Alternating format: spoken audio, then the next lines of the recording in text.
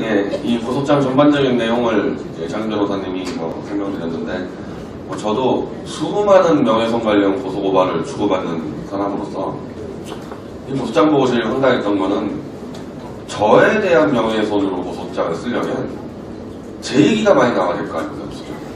변제가 이러이러한 소위 주장을 했다 해서 주로 근거가 나와야 되는데, 한 47페이지짜리 고소장 중에서 앞부분 거의 한 30몇 가지는 제 이름이 나오지도 않아요. 다 최순실 얘기.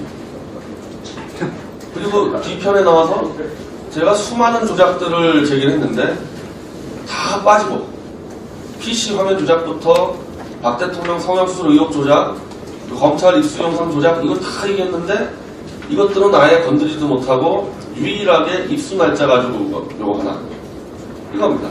저는 이걸 보고 지금까지는 100% 조작을 확실했는데 이 고소장을 보고는 120% 확실하게 했어요. 얼마나 자신이 없으면 고소장을 이렇게 씁니까?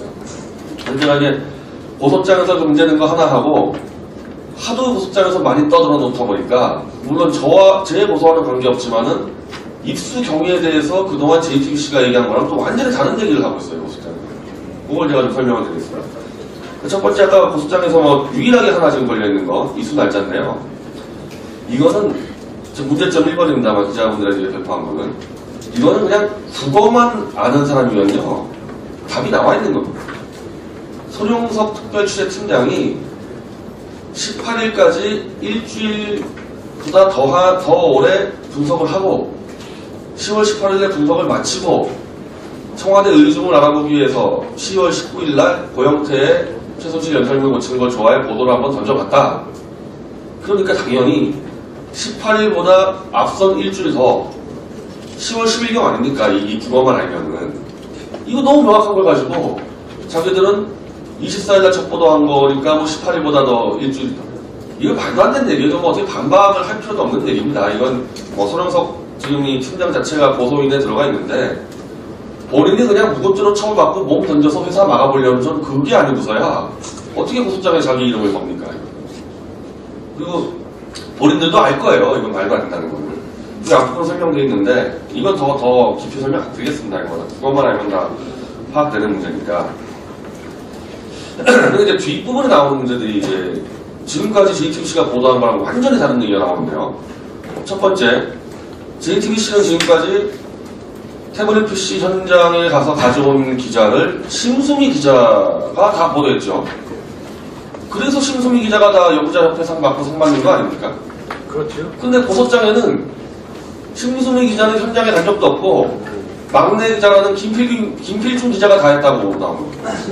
물론 이거는 법조 출입 기자들 다 알고 있었지만은 이게 공식적으로 심수미가 한 게 아무것도 없고 김필중이 가서 다 해치웠다. 이거 확인된 건 고소장에서 처음 공식적으로 확인된 겁니다. 그리고 뭐가 중요하냐? 첫째는 모든 보도의 핵심은 육하원칙이잖아. 누가 무엇을 어떻게 언제인데, 지금까지는 언제 어떻게 다 틀렸어요. 심지어 이제는 누가까지 틀린 겁니다. 누가까지 틀린 거예요. 물론 이게 큰 문제라고 했지만은, 아니 보도에 특종이라는 것은 기자의 하나의 큰 자산인데 왜 김필중이 가서 다 해치운 거를 심수미가 한 것처럼 또 조작을 했느냐. 그 이유까지는 모르겠지만은 일반적인 언론의 보도로 볼 때는 저런 사례가 있을까 과연.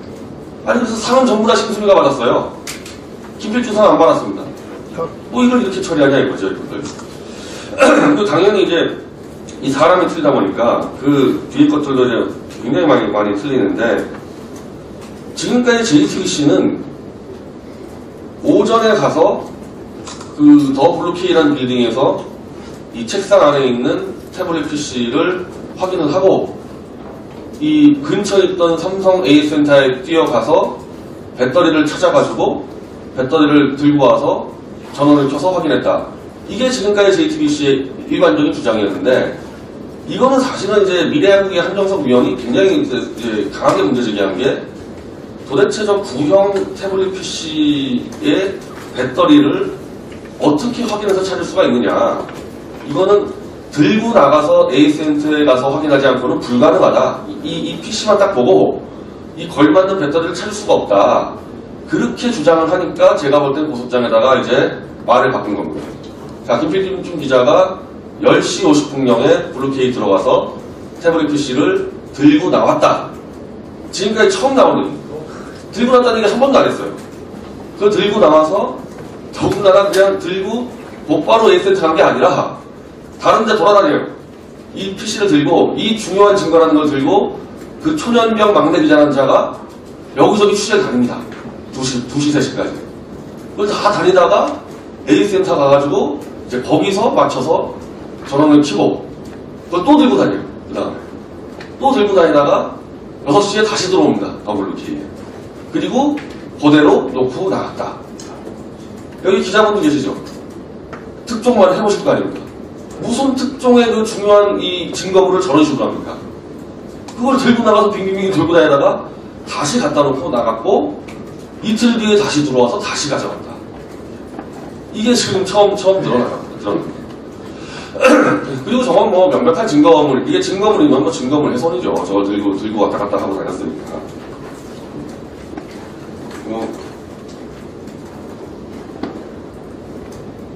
그 중에서는 상당히 작은 것들은 많이 있습니다. 이 작은 것들이 많이 있는데, 핵심은 하여튼, 이 심수미가 아니라 김필준이 발견했고, 더블루키에서 전원을 킨 게 아니라 들고 다니면서 삼성 AS센터에서 전원을 켜서 처음 확인했다. 기존에 없던 주장, 기존에 하지 않았던 주장을 고소장에서는 지금 밝히고 있습니다. 그리고요, 이제 문제점 한 7, 8, 9를 말씀드리는데, 이 고소장에 증거자료가 들어와 있을 거 아닙니까? 그럼 증거자료라 그러면은 가장 핵심 증거자료가 뭐겠어요? 현장에서 발견할 때 이 기자라면은 당연히 사진을 찍고 방송기자면 당연히 영상을 찍었을 거 아닙니까? 그거 안 찍는 기자가 있습니까? 그거 하나도 없습니다. 증거자료. 현장에서 자 이게 이 고소장이 이렇게 나오는데 김필중 기자가 들어갔다가 오후 4시에 이제 영상을 찍으려고 VJ를 보냈다 그러는데 이 표현도 좀 이상하죠. JTBC의 카메라 기자들 뭐 수두룩할 텐데 왜 VJ입니까? VJ가 들어가서 영상을 찍었다 그러는데 없어요. 증거자료에. VJ가 아니라 카메라 기자가 아니라 요즘에 일반 기자들 같은 경우도 이 스마트폰으로 동영상 다 찍지 않습니까? 그 중요한 증거물을 켜고 들고 다니고 확인하는 과정을 영상을 안 찍었다는 얘기죠. 찍었으면 당연히 여기 증거자료에 들어왔겠죠. 이거 하나도 없습니다. 이 증거자료. 그리고 증거자료라고 제출하는 게 나머지 것들은 또 언론 기사예요. 본인들이 언론에서 특종을 보도해놓고 본인들의 이 제출하는 증거자료가 또 언론 기사입니다. 대통령 탄핵의 증거자료도 언론 기사 아닙니까?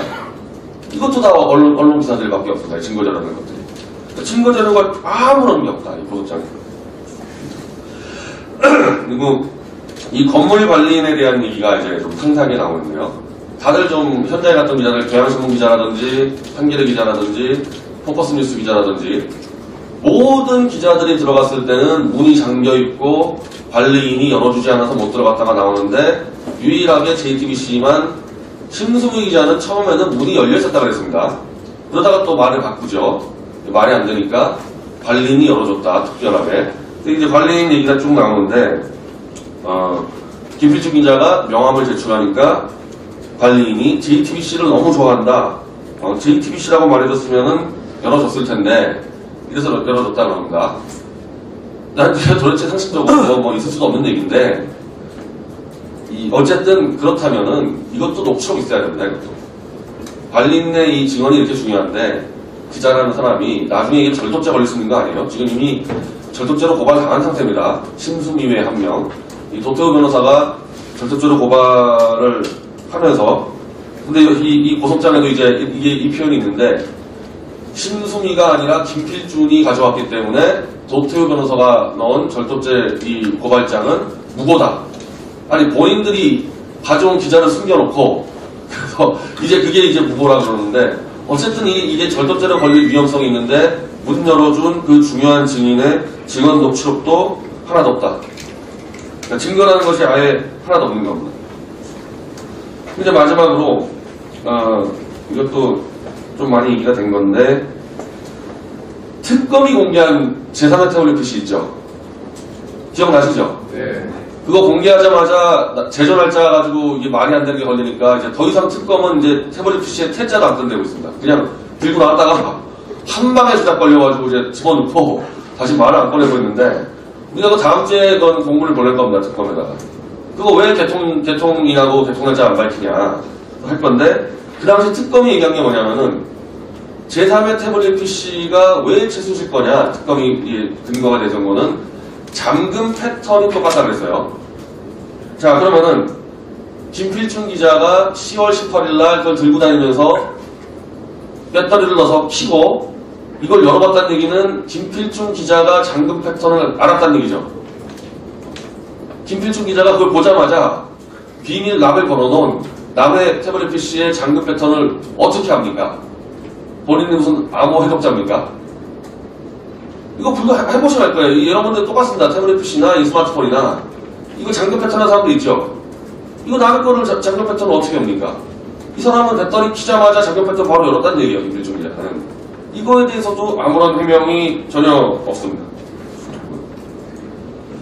오늘 아마 지금 웹상으로도 저희가 이 고소장을 공개하는데 뭐 미래한국이나 뭐 미디어팬이나 이거 집중적으로 분석한 기자들이 제가 지적한 것보다도 더 많은 걸 잡아낸 정도로 아주 허술하게 또 설명이 되어 있다. 물론 지금 제가 말씀드린 부분은 제 고소하고는 관계가 없이 자기들이 이수경위를 설명했는데 하나같이 다시 말이 안 되는 얘기들을 지금 하고 있고요.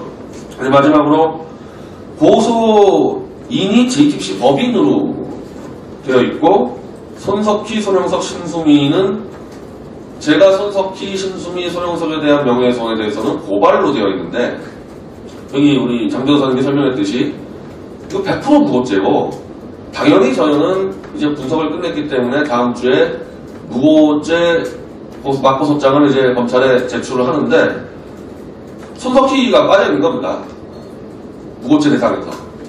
법인이니까 법인의 홍정도 대표이사하고 김수길 대표이사가 이제 되게 되는데 이 사람들은 총책임자이긴 하지만은 이 보도 조작의 실무 책임자들이 아니거든요. 제가 볼 때는 이 손석희, 손영석이 빠져있는 게 특히 손석희 빠져있는 게 무고죄 피해가려고 빠져있다고 지금 보고 있고요. 이대로 더 이상 안 되겠다. 그래서 다음 주에 이번 주 일요일 오후 4시에 손석희 씨 자택인 평창동 초호화주택 앞에서 제가 기자회견을 엽니다. 집 앞에서 기자회견을 열어서 제가 손석희 사장한테 요구하고 싶은 거는 1대1로 빨리 대질신문에서 어차피 서로 맞고서 들어가 있습니다. 저도 모의 증거 위조로 이미 한 달 전에 고발해놨기 때문에 당장 다음 주에 중앙지검에 동시에 출두해서 대질에서 1시간 만에 끝내자. 하도 도망다니니까 집 앞에서 기자회견을 열고 추가로 지금 뭐 계속 조사 중인데 손석희 씨가 저 평창동 초호화주택을 산 시점이 2003년도입니다. 그때는 MBC 평 아나운서 출신입니다. 국장도 안 했어요. MBC 평 아나운서 평기자 월급이 한 월 500 정도 되는데 그 월급으로 어떻게 30억짜리 그 평창동 130평짜리 집을 삽니까? 그래서 그 평창동 호화주택을 구입한 자금 출처를 밝혀라. 그거 한꺼번에 해서 일요일 오후 4시 평창동 손석희 씨 집 앞에서 기자회견을 열겠습니다. 일단 기자회견 여기서 모두 발제는 마치고요. 혹시 질의응답 있으면 질문 받겠습니다.